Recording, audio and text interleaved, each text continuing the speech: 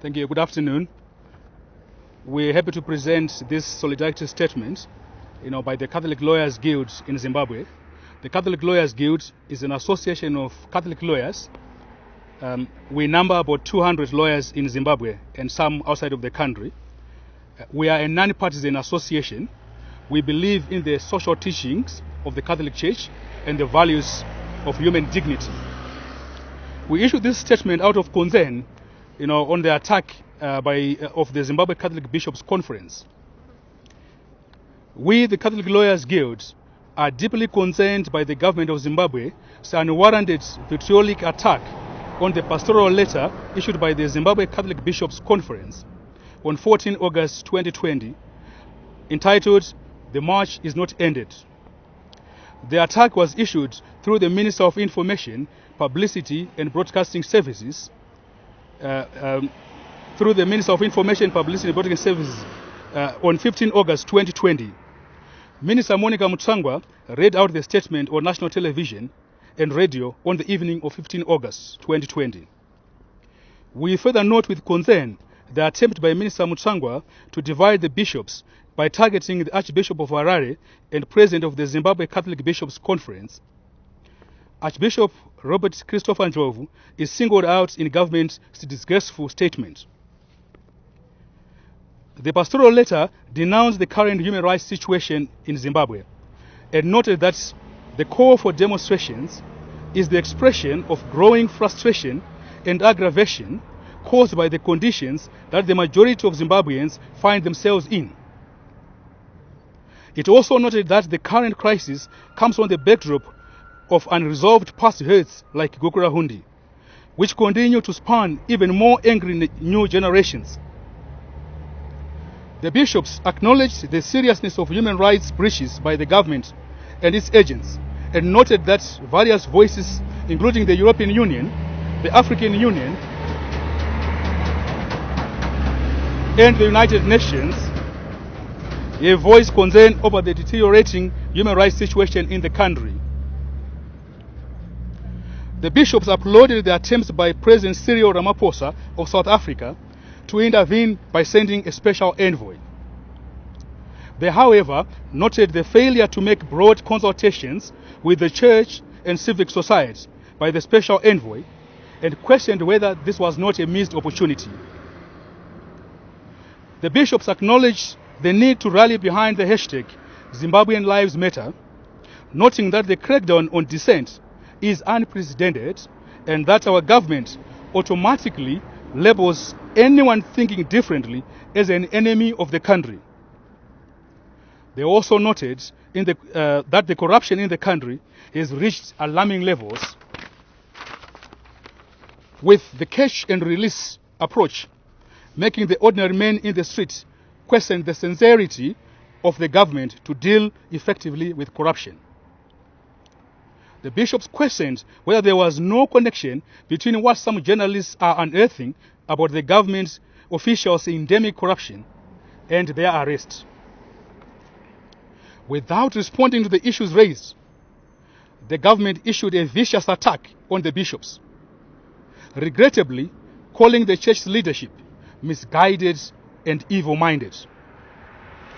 We note with serious concern the vicious tribal attack against Archbishop Ndlovu, which must be condemned by all right-thinking people. As the Catholic Lawyers Guild, we are shocked by government's blatant denials of the crisis in Zimbabwe. Preliminary observations by the UN Special Rapporteur on the Right to Food on her official visit to Zimbabwe in November 2019 characterized the dire food situation as a man-made starvation, warning that the food security situation is expected to worsen with an estimated 8 million people affected. We are equally concerned that corruption, including the misappropriation of funds intended to combat COVID-19, has become entrenched, with public resources diverted for personal gain.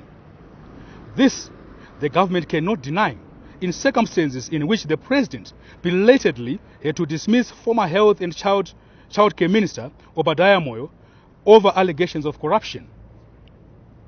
In June 2020, we found ourselves as Catholic Lawyers Guild having to issue a statement of concern after some of our colleagues were arrested and or questioned about their work as lawyers and charged with a litany of what we deem to be frivolous charges. The arrest of other professionals, such as journalists, doing their legitimate work, with some having been labeled purveyors of fake news, and others having been suspended for airing content deemed unpalatable to the government, remains cause for concern. The health delivery system has virtually collapsed, with healthcare workers always on strike for legitimate and lawful reasons, which the government has failed to address. Whilst we note that the bishops have made reference to the COVID-19 situation, we agree with the sentiments expressed by the UN Commissioner for Human Rights on 24 July 2020 that the Zimbabwean authorities may be using the COVID-19 pandemic as a pretext to clamp down on freedom of expression and freedom of peaceful assembly and association. The UN Special Rapporteur on the rights to freedom of peaceful assembly and of association has concluded that there is a serious deterioration of the political, economic, and social environment since August 2018. Cases of abductions and torture are on the rise, and the government has previously blamed what it called a third force.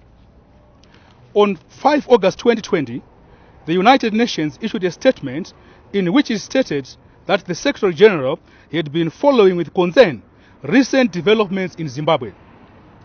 The Secretary General urged the government of Zimbabwe to ensure the protection of all fundamental human rights, notably of freedom of opinion and expression, and the right to freedom of peaceful assembly and association, in accordance with the Zimbabwe's human rights obligations. He also called on all political actors and civil society to resolve issues peacefully through inclusive dialogue. In the circumstances, as the Catholic Lawyers Guild, we demand the following from the government. 1. An apology and retraction of the vitriolic response given to the pastoral letter. 2nd, an assurance that no harm will befall the bishops on account of the pastoral letter, and any future communication that as true shepherds they will release. 3rd, an acknowledgement that Zimbabwe is in a crisis and acceptance of help to end the crisis. 4, we demand respect. We demand respect for human rights. And 5th, we demand respect for the rule of law. And finally, that the government takes heed of the call by the bishops for an urgent plea to peace and nation building through inclusive engagement, dialogue, and collective responsibility for transformation. Our thoughts and prayers are with our bishops during this time that they are being persecuted for speaking the truth. We stand with them and offer our support as they continue with the prophetic role they continue to render by speaking out against ills that afflict our troubled nation. As our Lord enjoins us in Ephesians 5 verse 11, take no part in the unfruitful works of darkness, but instead expose them. I thank you.